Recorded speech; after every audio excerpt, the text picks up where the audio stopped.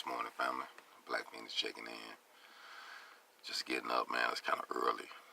My phone was blowing up. I went to answer the phone, and it was somebody on the other end asking me for something.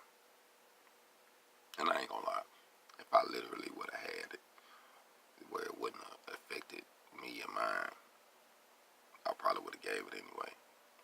But I don't have it. So I had to be honest with them and tell them, hey, I ain't got it, man. I ain't got it like that right now. I got a couple more things going on.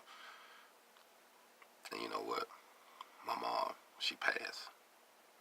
When my mom passed, I realized that I ain't had nobody I could call and say, I need some help.